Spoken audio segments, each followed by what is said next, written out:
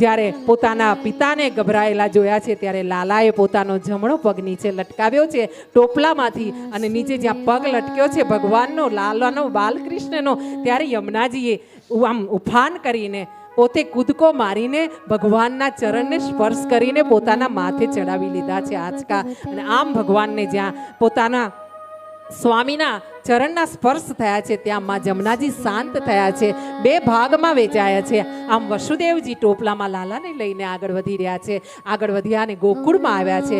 ગોકુળમાં બધા નિંદ્રાધીન છે, કારણ કે યોગ માયાએ બધાને નિંદ્રા આપી છે. અને આમ જતા આગળ જતા નંદ બાવાના આશ્રમમાં એમના ઘરમાં પ્રવેશ કર્યો છે, મહેલમાં પ્રવેશ કર્યો છે. આમ જોયું છે મહેલના દરવાજા બધા ખુલી ગયા છે. જઈને જોયું છે માં જશોદાજી પોઢી રહ્યા છે અને એમના ખોળા આગળ, એમના પડખા આગળ એક નાનકડી અમથી દીકરી રમી રહી છે. આ જે વસુદેવજી છે એમણે પોતે ટોપલો મૂક્યો છે, નાનો લાલો હતો તે માં જશોદાજીના એક તરફના પડખામાં મૂક્યો છે અને બીજી બાજુના પડખેથી જે આ યોગમાયા હતા એને ટોપલામાં લઈને પોતે પોતાના સ્થાન તરફ એટલે મથુરા તરફ રવાના થયા છે. અને આ બાજુ કંસને ખબર પડી છે.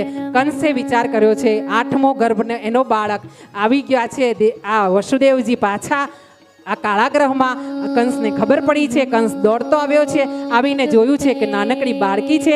એને બે પગ પકડીને જ્યાં એને શિલા પર મારવા માટે કર્યું છે ત્યાં તો આ બાળકી જગદંબા જોગમાયા આકાશમાં ઉડી ગઈ છે. અને આકાશમાં ઉડીને એને આકાશવાણી કરી છે, હે મૂર્ખ, હે અજ્ઞાની નરાધમ, તારો કાળ તો 8મા ગર્ભ તરીકે જન્મ લઈ ચૂક્યો છે. વ્રજમાં એ ઘૂમી રહ્યો છે, જા એને મારી શકે તો માર. આમ કરીને માં જગદંબા અદ્રશ્ય થયા છે. બોલીએ જગદંબે અંબે માત જય. अपने अपने मात પિતા કી જય.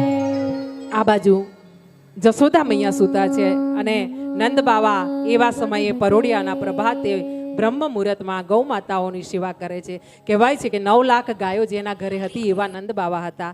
અને નંદ બાવાની ઉંમર લગભગ જશોદામાં અને નંદ બાવા 90 વર્ષના હતા એવી વાત કહેવામાં આવે છે. ને ત્યાં સુધી એમને બાળક નહોતા, પણ ધન્ય એવા બાવા